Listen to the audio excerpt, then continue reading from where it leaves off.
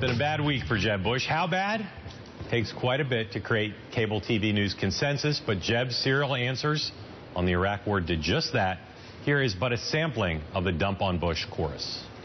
Jeb Bush's terrible, horrible, no good, very bad week. Can he rebound? This week was a learning curve situation for Jeb Bush.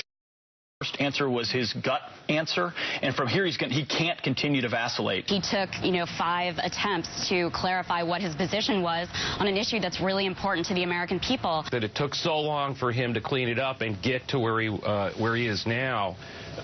Yeah, I think that's staff not reacting quickly enough. Does not have the raw political instincts that his brother did. There's been some concern expressed by Republicans in Iowa and New Hampshire and South Carolina. I thought for months that Jeb Bush was not only the inevitable GOP nominee, but also the only Republican who could beat Hillary Clinton. This last stumbling week has made me reconsider that assumption. It suggests a lack of competence.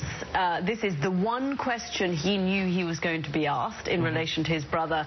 Why on earth hadn't he got his answer sorted out?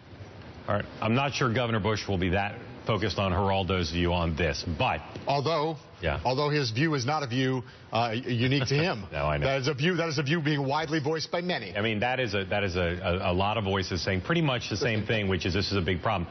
I'm wondering what you think the biggest lesson is. We've talked about this all week. What is the biggest lesson about Bush's candidacy and his prospects from this week? Wow, there are a lot of lessons, but look, I think that I've gone back and forth, and we both have different. We both agree about a variety of different things. In the end, I think the most important thing is something Al Hunt said yesterday on our air, and he said it a few times. I still don't think he's in the right place.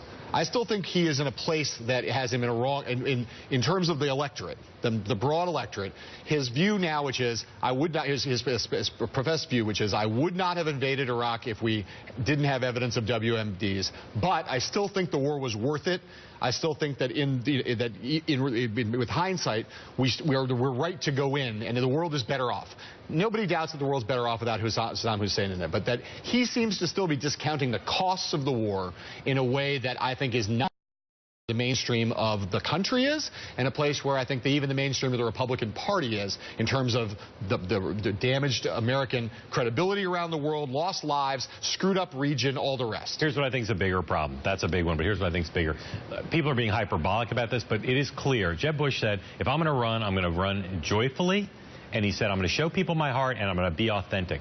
To me, the biggest problem with this week was he was not the least bit joyful. Yeah. He was not being authentic because he was trying to pick his words in some careful way. Yeah. And he wasn't showing people his heart. I still don't really know what his answer is to the question of what he thinks about the war. And if he can't be those three things, he's going to have a very tough time becoming president of the United States. Well, yes, and look, there's the question of temperament and temper. And, we have both seen him be extraordinarily charming and extraordinarily good in a room. But yesterday, of all 4 of those days, yesterday, we talked about this on the show yesterday, but when he was up giving that answer, trying to clean it up, he looked testy, he looked aggrieved, he looked angry, he looked put out to be having to answer the questions that any presidential candidate has to answer, and especially this presidential candidate has to answer.